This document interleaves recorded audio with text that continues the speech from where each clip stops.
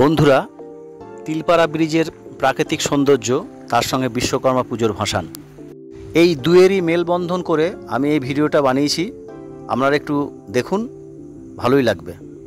এই তিলপাড়া ব্রিজের খুব কাছেই আমাদের অফিস, এবং সেই অফিসই হয়েছে আমাদের এই বিশ্বকর্মা পুজো। দেখুন, এই অফিসের গাড়িতে করেই কিন্তু আমরা নিয়ে এসেছি তিলপাড়া ব্রিজে বিশ্বকর্মাকে ভাসান দেওয়ার উদ্দেশ্যে। শঙ্কর বাবা বিশ্বকর্মাকে কোলে করে তিলপাড়া ব্রিজের নিয়ে যাচ্ছে।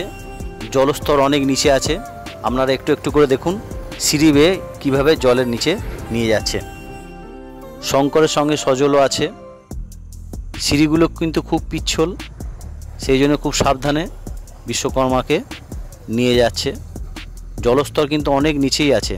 আমি একটি ভিডিওতে দেখিয়েছিলাম কিভাবে জলস্তর বৃদ্ধি হয়েছে। দেখুন, জলস্তর কিন্তু অনেক নিচেই আছে।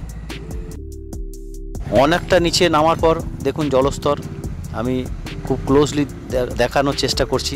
দূরে দেখতে পাচ্ছেন এটা তিলপাড়া ব্রিজের ব্যারেজ। দেখুন, সিঁড়ির মধ্যে অনিন্দ বসে আছে। অনেকটা নিচে আপনারা নিশ্চয়ই বুঝতে পারছেন।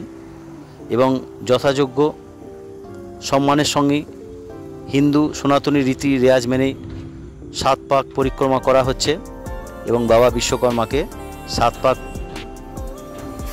পরিক্রমা করার পর কিন্তু এই তিলপাড়া ব্যারেজে যে মৌরাক্ষী জল আছে, সেই জলেই কিন্তু বিসর্জন দেয়া হবে।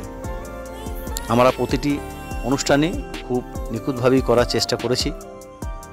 দেখুন, এটা হচ্ছে তিলপাড়া ব্যারেজ। জলস্তর অনেক কম আছে, এবং আজকের প্রাকৃতিক পরিস্থিতিও খুব সুন্দর।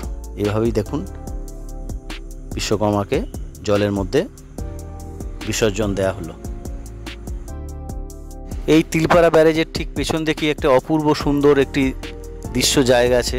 আপনাদেরকে একটুখানি হলেও আমি এই জায়গাটির দৃশ্যটা একটু দেখেই নিই। আপনারা যদি কেউ সৌন্দর্য পিপাসু হয়ে থাকেন, প্রাকৃতিক সৌন্দর্যে ভরপুর, এই জায়গাটিতে একবার হলেও আসবেন।